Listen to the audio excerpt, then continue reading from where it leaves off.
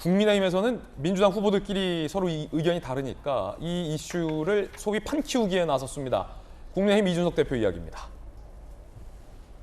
송영길 후보와 이재명 후보는 김포공항을 폐항하고 서울 시민들이 청주와 원주공항을 이용하도록 하겠다고 하고 있습니다.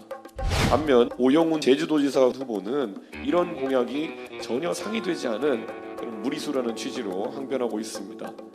김동연 후보는 성남 서울공항의 기능을 김포공항으로 이전해야 된다고 이야기하고 있습니다. 이 네 사람 중에 최소 두 사람은 거짓말쟁이이거나 아무 말 대잔치를 하고 있는 것입니다.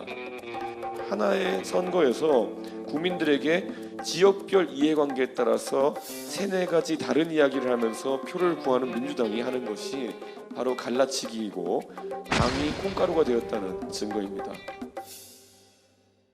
이준석 대표의 이야기에 민주당에서는 어떤 반응이 나왔을까요? 함께 보시죠.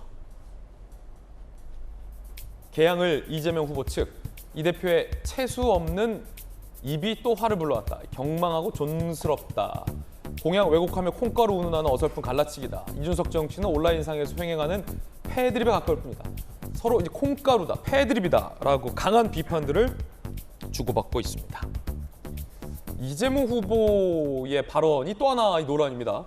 김포공항 이전을 공약하고 나서 이 같은 논란이 이니까 김포공항 이전의 여러 근거 중에 하나로 앞으로 비행기는 활주로가 필요 없다. 여객기가 수직 이착륙을 한다. 라고 얘기를 한 건데 수직 이착륙이라 하면 활주로 필요 없이 제자리에서 강력한 엔진의 힘을 이용해서 이 소위 전투기를 부상시키는 매우 신기술입니다. 어려운 기술이기도 하고 여객기에 적용된 바는 단 한 차례도 없었는데 이 수직 이착륙을 얘기해서 또 논란이 되고 있습니다. 앞으로 비행기들은 이렇게 활주하지 않습니다. 수직 이착륙을 하는 새로운 시대가 열리죠. 이런 상황에 맞춰서 우리가 미리 준비해야 됩니다. 그렇기 때문에 이제 활주로가 있는 공항이 필요 없다. 수직 이착륙. 수직 이착륙. 김수현 교수님, 제가 이제 국방부 출입 기자를 했는데 수직 이착륙을 할 수 있는 거는 이제 그 해병대의 상륙 전투 헬기, 오스프리 같은 경우는 이 헬리콥터가 그 프로펠러가 이렇게 있다가 삥 이렇게 바뀌어요. 그래서 앞으로 갈 때는 이렇게 하고 수직 이착륙할 때는 이렇게 삑 하고 F-35B형인가 C형인가는 이제 엔진 자체가 이제 삐 이렇게 해서 이제 수직으로 쫙. 근데 이제 수직 이착륙할 때는 굉장히 강한 엔진의 힘이 좀 필요한데 어떻게 보십니까?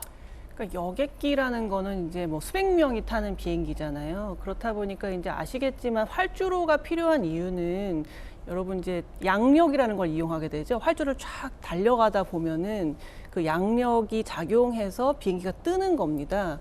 그렇기 때문에 이제 긴 활주로가 필요한 건데 만약에 활주로 없이 수직으로 이착륙을 하게 되면 양력의 도움이 없이 중력을 거슬러서 솟구쳐야 되는 거거든요. 그렇기 때문에 엄청나게 큰 엔진 출력이 필요해요. 그래서 말하자면 지금 여객기 수준에서 엔진 출력이 10배에서 20배 정도 되는 엔진이 필요하거든요. 예. 그렇다 보니까 연료가 어마어마하게 많이 들어가겠죠. 그렇기 때문에 환경 오염이 훨씬 더 심해지고 사실상 상용화될 수 없는 기술입니다. 왜냐하면 수직 타산이 안 맞기 때문에 만약에 엔진 출력을 20배 올려가지고 연료를 쏟아 붓는다. 그럼 아마 지금 제주도를 가는데 저가 항공기 타면 10만 원이거든요. 뭐 100만 원까지도 드는 것이고요. 미국 가는 비행기가 100만 원이면 1000만 원이 들어야만 수직 이착륙이 가능한 비행기를 타고 여객기를 타고 갈 수 있는 거예요. 이 기술이 있긴 합니다. 하지만 전투기처럼 수직 타산을 맞출 필요가 없는 전략적으로 만들어야 되는 그런 일부 아주 극히 드문 경우에만 적용이 돼서 전투기 같은 게 일부 사용하긴 합니다만 그것도 뭐 한 10명 이내가 탈 수 있는 아주 작은 규모의 비행 물체지 여객기 수백 명 이상이 타는 이 여객기를 수직 이착륙으로 가능하게 되려면 모르겠습니다. 기술의 발달이 뭐 워낙 빠르니까 뭐 한 50년, 100년 이후에는 가능할지 모르겠지만 지금 개항을 보궐선거는 지금 2년짜리 어떻게 보면은 국회의원이잖아요. 물론 다시 국회의원이 되실 수도 있고 뭐 다음 대선에 또 나오실 수도 있지만 그런데 지금 2년짜리 국회의원 보궐선거를 하면서 수직 이착륙이 가능한 비행기가 만들어지기 때문에 앞으로는 활주로가 필요 없는 공항이 생긴다. 라는 거는 굉장히 이 좀 이과생들이 들을 때는 참 이렇게 사리가 맞지 않는다라는 비판을 받을 수밖에 없어서 좀 무리한 설명이지 않았나. 굳이 그 얘기까지는 안 하셨던 것이 더 낫지 않았나라는 생각이 듭니다. 이재명 후보의 이 수직 이착륙 이야기에 대해서 국민의힘 이준석 대표는 어떤 입장을 냈을까요? 들어보시죠. 무지한 전직 대통령 후보는 퇴출되어야 된다. 앞으로는 활주로가 공항에 필요 없을 것이다. 라고 이야기하는 그 무식함. 그가 주장하는 수직 이착륙기라는 것은 아직까지 여객기에는 단 한 번도 적용된 적이 없는 방식이고 일부 군용기에서 적용된 방식입니다. 10인 이상이 탑승할 수가 없는 그런 방식이고 연료비 측면에서 일반 비행기보다 6배 가까이 불리하기 때문에 제주도까지 오는 항공료가 천정부지로 치솟을 수밖에 없는 그런 이야기입니다. 국민의힘에서 이렇게 비판했습니다. 전재수 의원님, 예. 좀 그 수직 이착륙 얘기를 듣으니까 좀 약간 공상과학 얘기 같기도 하고 황당하기도 하고 한데 아니요, 어떤 얘기입니까? 예, 수직 이착륙. 저는 생각이 좀 다른데. 예. 요즘 이제 하룻밤 자고 일어나면 세상이 변합니다. 맞아요. 근데, 과학 기술이 빨리 그, 발전하긴 해요. 그 세상이 변화라는 것은 사실은 이제 기술의 혁신이죠. 수직 이착륙에 대한 연구는 지금 활발하게 진행이 되고 있습니다. 예. 그리고 이미 전투기라든지 군용기라든지 헬기라든지 여기에는 이미 적용이 되고 있죠. 그다음에 이제 뭐 에너지 효율의 문제, 뭐 연료비 효율의 문제 이런 것들이 있는데 이런 것을 이제 효율성을 높이면 기술의 혁신에 따라서 얼마든지 이제 연료의 혁신도 가능하다 이제 이런 생각이 들고 기본적으로 활주로가 왜 그러냐면은 공항 시설의 가장 중요한 부분이 활주로 시설입니다. 예를 들면 비행기 같은 경우 중소형 비행기가 이제 저 양력을 이용해서 활주로를 달려서 뜨려면은 한 2,800m, 그러니까 2.8km가 필요합니다. 그다음에 장거리를 날아가는 그 대형 비행기 같은 경우는 최소 활주로 길이가 3,200m입니다. 3.2km가 필요하니까 사실은 이 3.2km가 얼마나 넓습니까?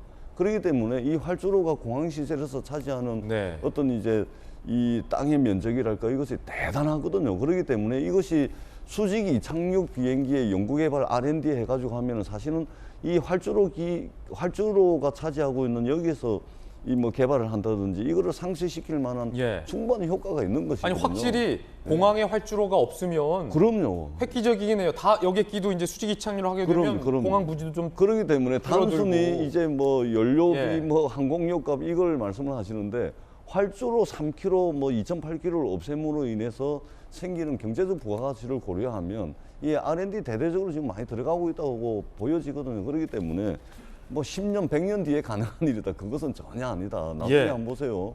뭐 3, 4년, 4, 5년 만에 이것이 일반 민간 항공사에 예. 이게 상업적으로 쓰여질 수도 있다. 저는 그렇게 보여집니다. 예. 해병대 출신이시죠? 그럼 그거 해병대 후배들이 지금 오스프리 헬기 타고 다니잖아요. 그렇습니다. 프로펠러가 이렇게 쫙 됐다가 쫙 되는 거. 네. 제가 군 생활할 때는 그걸 못 하고 저는 이제 수륙 양육함 이제 그 해군 그 LTV 예. 이 그것도 수직으로 배에다가- 갑니까? 그거는 수직은 안. 그건 저는 이제 수직은 그런 장비는 타봤는데 어. 헬기는 저는 이제 바닷가 위주로 근무를 해가 헬기를 못 타고. 헬기 못 타보셨다. 예. 알겠습니다. 여러분들은 어떻게 생각하십니까? 과연 수직 이착륙이 가능한 활주로 없는 공항